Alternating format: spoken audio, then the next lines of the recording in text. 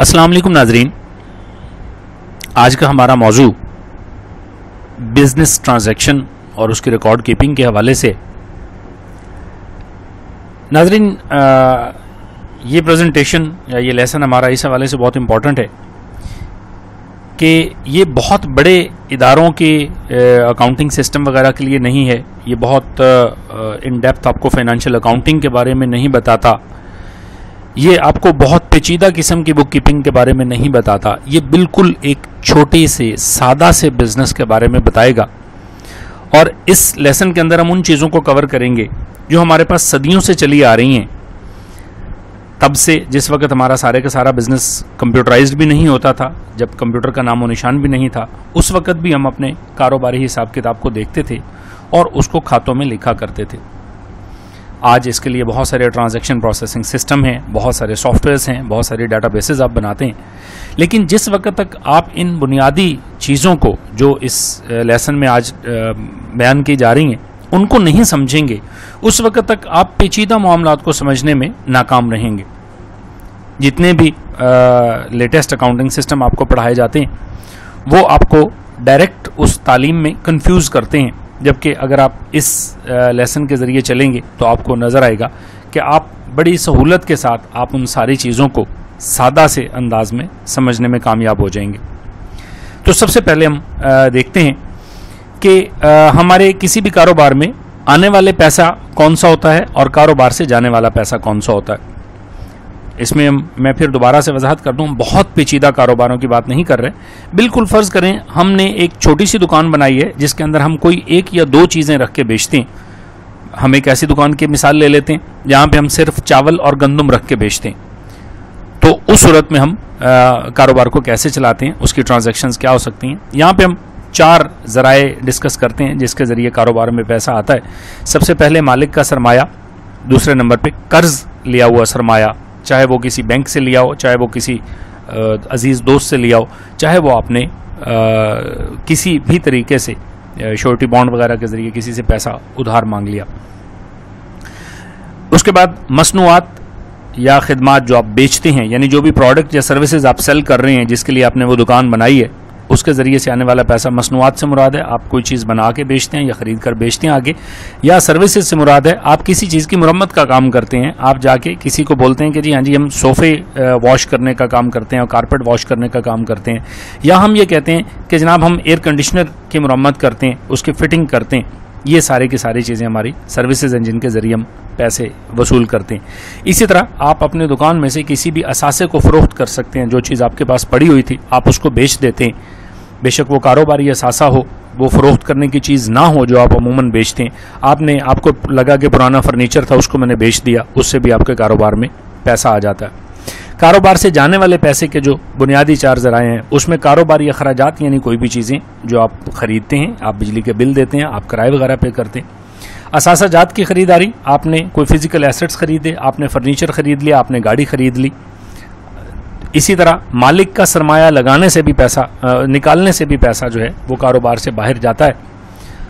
और इसी तरह कारोबारी उधार, चाहे आपने जो उधार लिए थे वो अदा किए या आपने किसी गाहक को कोई माल उधार दिया, तो ये ऐसा पैसा है जो आपके उस वक़्त कारोबार का हिस्सा नहीं रहता। इसके बाद हम देखते हैं कौन से कारोबारी अमलाक हैं जो हमारे कारोबार के लिए बड़ी इम्पॉर्टेंट बड़ी अहम हैसियत रखते हैं। सबसे पहले एसेट्स की बात अगर हम करें तो 4 किस्म के एसेट्स हैं, यानी हमारे जो फाइनेंशियल रिसोर्सेज हैं, सरमाया है।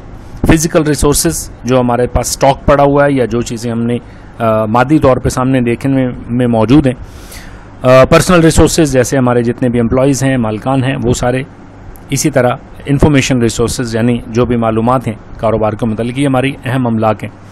इसके बाद वो किताबें या रजिस्टर की शक्ल में जो हमारे पास कारोबारी अहम अमलाक पड़ी होती हैं वो होते हैं खाता बनाम का कोई रजिस्टर हो गया, रोजनामचे का रजिस्टर हो गया, स्टॉक रजिस्टर और इस तरह के बेतहाशा रजिस्टर जैसे लॉग बुक हो सकती है, अटेंडेंस रजिस्टर हो सकता है। ये सारे की सारी चीज़ें इसके अंदर आती हैं।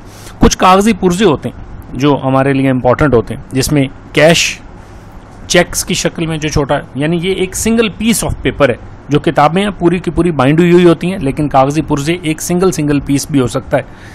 इसमें आपकी कोई भी रसीद हो सकती है, कोई बिल हो सकता है। इसके अलावा इनवर्ड आउटवर्ड गेट पासेस वगैरह और बेतहाशा कागजात हैं जिनकी हम जिक्र कर सकते हैं, लेकिन हम बिल्कुल बुनियादी जहाँ पे कम अज़ कम कारोबार के अंदर जो चीज़ों आपके लिए ज़रूरी होती हैं उनके हम जिक्र कर रहे हैं।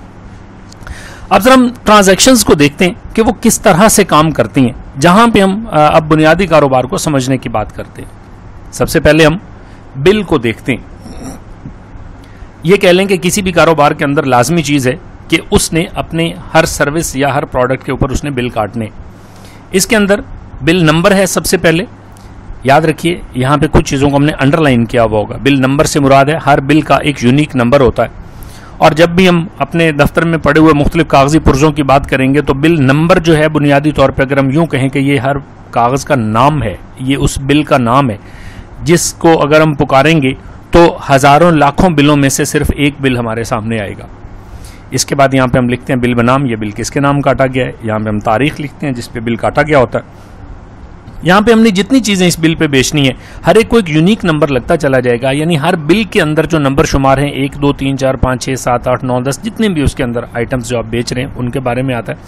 तफसील में आपने जो चीज़ फ़रोख्त करनी है उसका प्राइस क्या थी, उसकी तादाद क्या थी और उसकी टोटल अमाउंट कितनी बनी, ये हमेशा निर्ख और तादाद या मिकदार को ज़रब देने से बनेगी। इसके बाद इसका टोटल होता है, आपने कितनी रकम वसूल की, कितनी बकाया है। यहाँ पे दोनों के दस्तखत होते हैं। जब हम डाटाबेस के अंदर बात करेंगे तो यहाँ पे दस्तखत नहीं हो सकते, ना फ़रोख्त कुनिंदा के ना ख़रीद कुनिंदा के। यहाँ पे हम उनकी कोई भी आईडी नंबर दे देते होते हैं। तो जो भी आजकल हमारे जदीद कंप्यूटराइज्ड बिल होंगे उसके अंदर हम इन चीज़ों को आईडी नंबर की सूरत में हम यहाँ पे ऐड कर लेते हैं इसके अंदर। इसी तरह दूसरी अहम चीज़ रसीद होती है। जब भी आप किसी से कोई पैसे वसूल करते हैं या चेक भी चाहे वसूल करना हो, उसके लिए आप उसको रसीद ज़रूर देंगे। इसमें भी इसी तरह रसीद नंबर जो है ये एक यूनिक नंबर होता है जो कि उस रसीद की पहचान होता है। एक नंबर पे 2 रसीदें नहीं हो सकती और कोई रसीद ऐसी नहीं होगी जिसके ऊपर नंबर ना लगाओ। इस रसीद की तारीख आएगी, अज़ां जनाब यानी आपने किससे पेमेंट वसूल की है, चाहे वो पार्टी का नाम हो चाहे वो एक शख्स का नाम हो जो आपको पैसे दे रहा है। बाबत यानी किस मद में आप लिए। फ़र्ज़ करें आपने कोई चीज़ उसको बेची है, वो किसी बिल के तहत बेची है तो आप उसमें लिख सकते हैं बाबत बिल नंबर फ़लाँ, यानी बिल नंबर फ़लाँ के तहत उसका नंबर लिख दें, उसके तहत आपने ये रसीद काट रहे हैं। मुबलिग में आप अमाउंट जो लिखते हैं ये आपके लफ्ज़ों में रकम लिखी जाएगी और यहाँ पे रकम के आगे आप हिंसों में वही रकम लिख देते हैं। इसमें ये इसको अलग अलग लिखने का फ़ायदा ये होता है कि आप कोई भी रसीद जो आप जारी कर रहे हैं उसके अंदर बाद में टेम्परिंग नहीं हो सकती, यानी जो रकम यहाँ लिखी हुई है मैं उसके आखिर में अगर सिर्फ एक सिफर बढ़ा दूँ तो वो रकम चेंज हो जाती है, लेकिन अगर वो 7 लफ्ज़ों में भी लिखी होगी तो वो दोनों जगहों पे आपको कम अज़ कम कटिंग करनी पड़ेगी। बशक्ल से मुराद है आपने नकद वसूल किए हैं या आपने किसी चेक नंबर के वगैरह के तहत वसूल किए हैं तो आप यहाँ पे लिख देते हैं चेक नंबर फ़लाँ फ़लाँ बैंक का है, फ़लाँ डेट का है, इतनी अमाउंट का, वो अमाउंट ऊपर आ जाएगी। इसके बाद इसी तरह वसूल कुनिंदा और रकम पे करने वाले दोनों के दस्तखत यहाँ पे होने चाहिए। और जब हम कंप्यूटर की बात करते हैं तो उसके अंदर कंप्यूटराइज्ड डाटाबेसेस के अंदर इसके अंदर आईडी होती है जो एम्प्लॉय आपकी पेमेंट वसूल कर रहा होता है। इसके आगे हमारे पास एक अहम चीज़ है रोज़नामचा या जिसको हम कैश बुक बोलते हैं। ये एक महीने का एक सफ़ा हो सकता है, ये भी पूरा रजिस्टर होता है। उसमें आप रोज़ाना के रोज़ाना हर ट्रांजैक्शन का इंदराज करते रहते हैं, यानी यहाँ पे आप लिखेंगे ट्रांजैक्शन नंबर 1 2 3 4 5, तारीख आ जाएगी, उसकी तफसील आएगी कि आपने पैसे दिए हैं या लिए हैं। इसको याद रखिएगा कि ये जो हमने टेबल बनाया है इसके अंदर लेन और देन दोनों लिखे जा सकते हैं, लेकिन बाज़ औक़ात रोज़नामचा आपको बाज़ार से ऐसा मिलता है या कैश बुक जिसमें एक पेज के ऊपर अगर आमदन का तफसील है तो दूसरे पे खर्च होगा, यानी एक पेज पे लिखा हुआ है कि पैसे आए कितने हैं, दूसरे पे गए कितने हैं, और उसके नीचे आप लकीर लगा के रोज़ाना के रोज़ाना टोटल करना चाहें वो भी आप कर सकते हैं। आप महीने के एंड पे, हफ्ते के एंड पे, साल के एंड पे करना चाहें वो भी आपका साथ के साथ निकलता रहता है। इसमें आपने जो भी खर्च है या आमदन है उसका यहाँ पे आपने तारीख लिखनी है। तफसील में आप हवाला नंबर भी डाल सकते हैं, यानी फ़लाँ बिल नंबर के तहत आपके पास कितने पैसे आ रहे हैं तो आप यहाँ पे लिख सकते हैं कि सेल के तहत फ़लाँ चीज़ मैंने बेची उसके पैसे आए, और हवाला नंबर में उस बिल का नंबर डाल देंगे जो कि यूनिक होगा। जाहिर है जब आप यहाँ पे जो हवाला डालेंगे उसकी वजह से वो पहचाना जा सकता है और ढूंढा जा सकता है बिल बुक के अंदर के कौन सा बिल था, उसमें से कितने पैसे आपको आमदन हुए वो आप यहाँ पे लिख लेंगे। और उसके बाद उसकी कैफियत में आप कोई भी नोट लिखना चाहें वो भी आप लिख सकते हैं, या यहाँ पे बाज़ औक़ात हम बैलेंस भी साथ साथ लिख लेते हैं। इसी तरह याद रखिए, अगर आपका खर्च हुआ है तो आप यहाँ पे नंबर लिखेंगे, उसके सामने तारीख, और तफसील में आप कोई भी चीज़ जो आप परचेज़ कर रहे हैं उसके ऊपर आपका खर्च हुआ आप वो लिख सकते हैं। आपने महीने का किराया दिया अपनी इमारत का, आप यहाँ पे लिख दें कि जी किराया अदा किया गया। उसके बाद आप उसको खर्च के अंदर, यानी खर्च जब कर रहे हैं तो जाहिर है जिसको पेमेंट किया उससे आपने रसीद ली थी, आप हवाला नंबर में उस रसीद नंबर का जिक्र करें, उसके बाद उसके खर्च के बारे में उसके खर्च की अमाउंट लिख दें, और कैफियत में आप दोनों का बैलेंस लिख सकते हैं, यानी पैसे आए कितने थे, खर्च कितने हो गए और बैलेंस आपका कितना मौजूद है। इसके बाद हमारा स्टॉक रजिस्टर होता है। याद रखिएगा स्टॉक रजिस्टर भी एक किताब की शक्ल में होता है, लेकिन स्टॉक रजिस्टर के ऊपर सामने जो लाइन होती है, हर पेज के ऊपर आप एक प्रोडक्ट का स्टॉक लिखते हैं। मिसाल के तौर पे हम ये अगर चाहें कि हमारी एक दुकान है जिसमें हम गंदम और चावल सिर्फ बेचते हैं, तो गंदम का अलग पेज होगा स्टॉक रजिस्टर के ऊपर, जिसके ऊपर गंदम की कैफियत चलती रहेगी, कितना आया था, कितना बिक गया, बाकी कितना बचा हुआ है, फिर कितना स्टॉक आया, फिर कितना गया, आपको हर उसका बैलेंस नीचे मिलता जाएगा। फ़र्ज़ करें आपने सफ़ा नंबर 1 पे गंदम लिखना शुरू की थी, वो मुकम्मल हो गया, सफ़ा नंबर 2 पे आप चावल लिख रहे थे, जब सफ़ा नंबर 1 मुकम्मल हुआ तो सफ़ा नंबर 2 पे तो चावल का इंदराज है, लिहाजा सफ़ा नंबर 3 पे आपको जाके दोबारा गंदम का इंदराज करना है।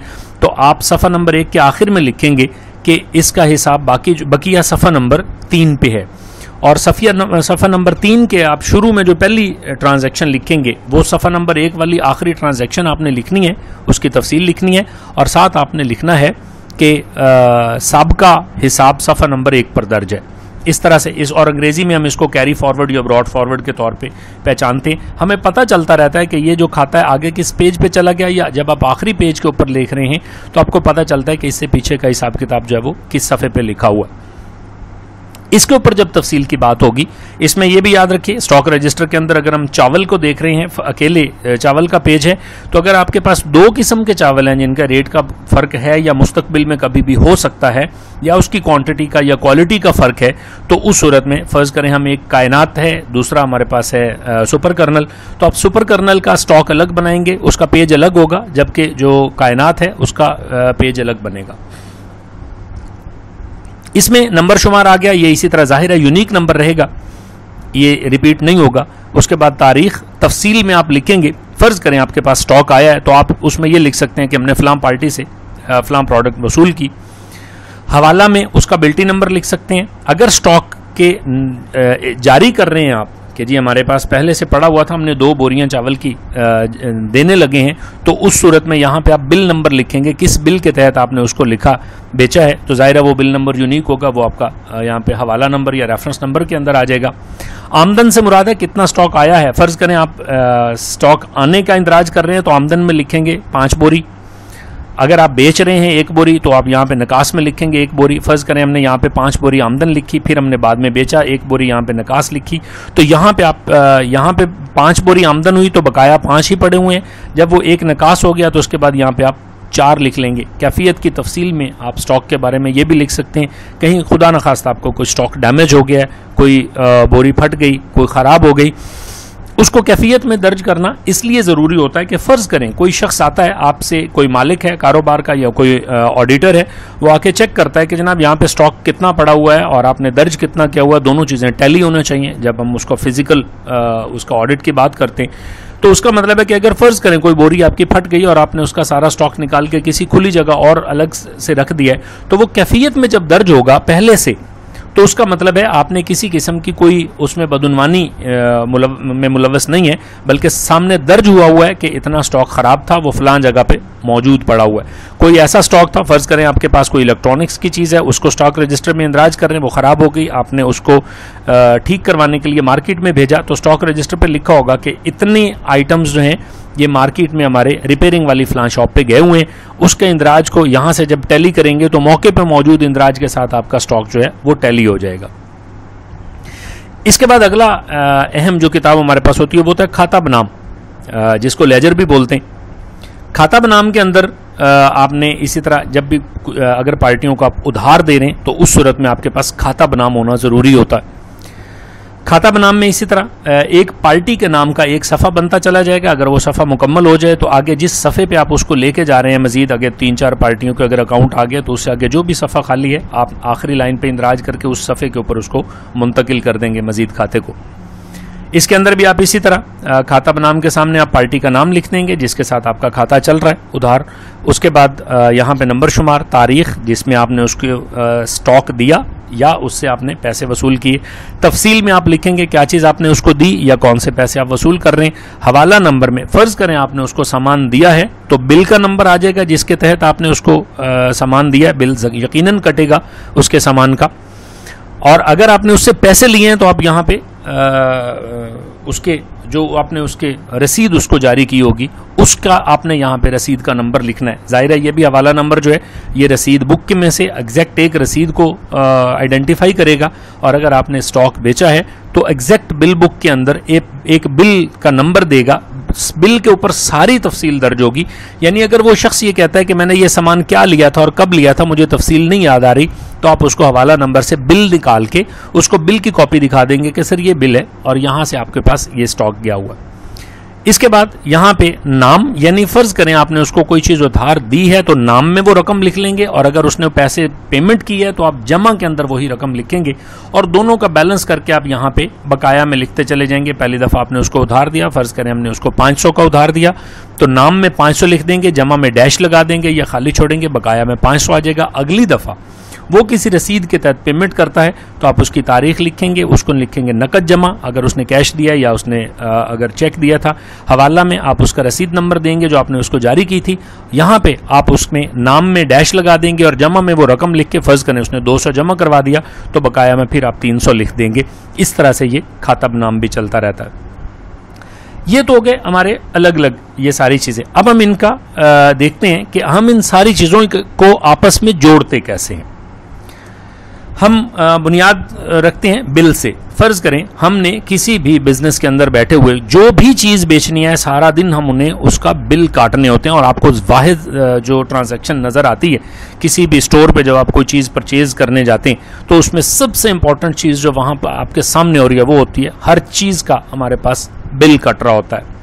याद रखिए जितनी भी चीज़ें आप बिल के ज़रिए बेच रहे हैं वो आपके स्टॉक में से आउट हो जानी चाहिए। यानी यहाँ पे हम हर बिल की जो एंट्री कर रहे हैं ये बिल आगे स्टॉक नंबर के अंदर इसमें इसका हवाला दे के आपने उतना स्टॉक निकास करना है। यानी जो चीज़ आपके पास पड़ी हुई थी उसमें से जितनी जितनी जो चीज़ आपने बिल पे भेजी हर एक का स्टॉक रजिस्टर के मुतल्लका सफ़े के ऊपर जाके इंदराज होना ज़रूरी है ताकि हमारा स्टॉक रजिस्टर बराबर रहे। इसी तरह हमारे सारे के सारे रजिस्टर टैली होंगे। आगे चल के हम मज़ीद देखते हैं। फ़र्ज़ करें आपने जो बिल पे चीज़ बेची उसके अगेंस्ट आपने पैसे वसूल किए तो वो पैसे जो हैं रोज़नामचे के अंदर दर्ज होने बहुत ज़रूरी हैं। आप यहाँ पे लिखेंगे कि फ़लाँ बिल के तहत बिल का हवाला नंबर देंगे और उसमें आप पैसे लिखेंगे कि पैसों की इतनी आमदन हो गई मेरे पास। यहाँ पे आप देखिए कि ये जो बिल है अकेला ये इन दोनों रजिस्टर्स में इंदराज होने का मतलब ये हो गया कि ये बिल की हर एक एंट्री जो है ये हमेशा वेरीफाइबल है। आप दो किताबों में से चेक कर सकते हैं कि ये बिल कटा हुआ है और यहाँ पे इसका इंदराज मौजूद है। इसी तरह रोज़नामचा में किसी चीज़ की आमदन नहीं होगी ता वक्ते के या हमारे पास उसका सपोर्टिव बिल ना हो या कोई हमने कोई उसमें से कैश ना वसूल किया हो। स्टॉक रजिस्टर के अंदर कोई भी चीज़ उस वक्त तक माइनस नहीं हो सकती जब उसका बिल नहीं कटा होगा। रोज़नामचा में जैसे हमारे पास हमने बिल के ज़रिए चीज़ों को बेचना है तो हमने जो भी पेमेंट करनी है वो भी ज़ाहिर रोज़नामचे में दर्ज होनी है। हमने पेमेंट वसूल की बिल के ज़रिए वो हमारी आमदनी में है। जिस तरह हमारा खर्च आएगा उसके वक़्त हमने क्या करना है, हमने मुतल्लका रसीद का नंबर इसके अंदर दर्ज करना होता है। ये याद रखिए जैसे यहाँ पे हम हवाला नंबर की बात कर रहे हैं तो स्टॉक रजिस्टर में इस बिल का हवाला होना है। रोज़नामचे के अंदर जब आमदन है तो इसका हवाला नंबर बिल का यहाँ पे आना है। इसी तरह जब खर्च होगा पैसा तो उसके अंदर रसीद नंबर का हवाला नंबर भी यहाँ पे आएगा। इसके बाद जब हम इसी तरह उधार पे माल बेच रहे हैं तो जाहिर है कि हमारे पास खाता बनाम भी होगा। तो खाता बनाम में भी जितनी चीज़ें हमारी किसी बिल पे गई हैं वो उनका इंदराज यहाँ पे बिल का हवाला नंबर दे के करना पड़ेगा। इसी तरह जो पैसे आए हैं उन पैसों का आप रसीद नंबर का हवाला दे के उसमें पैसे जमा करते रहेंगे। ये सारी की सारी बुक्स जो हैं, ये सारी की सारे कागज़ों के पुर्जे या किताबें इस चीज़ की दलील हैं कि हमारे सारा का सारा डाटा जो है वो इंटीग्रेटेड होता है, वो एक दूसरे के होने की दलील दे रहा होता है। हमारा सारे जो बुक्स हैं, सारे कागज़ जो हैं वो आपस में इंटरलिंक्ड होते हैं और यही चीज़ें हैं जिनसे हमारा डाटा वेरीफाई होता है। जिस वक्त ऑडिट किया जाता है तो इन चीज़ों को आपस में टैली किया जाता है। जिस वक्त आपने अपने अकाउंट्स को मैनेज करना है तो ये सारी की सारी किताबें एक दूसरे की शहादत में बोलनी चाहिए कि कौन सी चीज़ कैसे है। याद रखिए, जिस वक्त हम डाटाबेसेस बनाते हैं, जिस वक्त हम इन सारी चीज़ों को कंप्यूटराइज्ड करने की कोशिश करते हैं तो उसमें कोई नई चीज़ नहीं होती, सारी ट्रांजैक्शन यही होती हैं। सिर्फ हमने इसकी जितनी ज़्यादा तफसील में जाने की कोशिश करेंगे उतने ज़्यादा हम बुक्स बढ़ा लेते हैं, उतने ज़्यादा हमारी एंट्रीज कॉम्प्लेक्स होती चली जाती हैं। मिसाल के तौर पे हम जो भी चीज़ें बेच रहे हैं, हम उनके स्टॉक को मज़ीद कैटेगरीज में डिवाइड करना चाहें, हम स्टॉक रजिस्टर के अंदर ये देखना चाहें कि फ़लाँ चीज़ का कितना स्टॉक हमने मेंटेन रखना है, किस महीने में हमारा कितना स्टॉक बिका है, ये हम बिल के डाटा को कंप्यूटर के अंदर जब प्रोसेस करेंगे, जिसको हम डाटा की मैनिपुलेशन बोलते हैं, उसके ज़रिए हम सारी की सारी इन्फॉर्मेशन उसमें से एक्सट्रैक्ट कर रहे होते हैं। जितनी भी हमारी स्ट्रेटेजिक डाटाबेसेस हैं जिनके ऊपर हम कारोबार की हिकमत अमली का फ़ैसला करते हैं, किसी प्रोडक्ट को जारी रखने का या उसके तर्क कर देने का हमने फ़ैसला करना है, किसी नई चीज़ के डेवलपमेंट के बारे में जब फ़ैसला करते हैं तो उसमें सारी मालूमात जो हम हासिल करते हैं, सारा इंफॉर्मेशन रिसोर्स बुनियादी तौर पे इन्हीं कागज़ों से हासिल होता है। इन सारी चीज़ों के ऊपर हमारा मैनेजमेंट इंफॉर्मेशन सिस्टम डिपेंड कर रहा होता है, इसके ऊपर हमारी बेसिक बिजनेस ट्रांजैक्शंस डिपेंड कर रही होती हैं, इसके ऊपर हमारे सारे कंप्यूटर में रिकॉर्ड जो हैं ट्रांजैक्शन को जिस वक्त हम दर्ज करते हैं उसके ऊपर हम इन्हीं सारी चीज़ों पे करते हैं। इनके ऊपर मुस्तकबिल के फ़ैसले होते हैं, इनके ऊपर बिज़नेस के प्रॉफिटेबिलिटी, उसका लॉस होना, ये सारी चीज़ें ज़ाहिर हो रही होती हैं। हमें ये नज़र आता है कि हमारे कारोबार की जो करंट मालियत है वो कहाँ पे फॉल करती है। उम्मीद है आप इस लेक्चर को एंजॉय करेंगे। कोई भी सवालात हों वो आप ज़रूर पुट करें, कमेंट्स ज़रूर दें, हम उसके बारे में आपको ज़रूर जवाब देने की कोशिश करेंगे। बहुत बहुत शुक्रिया। अल्लाह हाफ़िज़।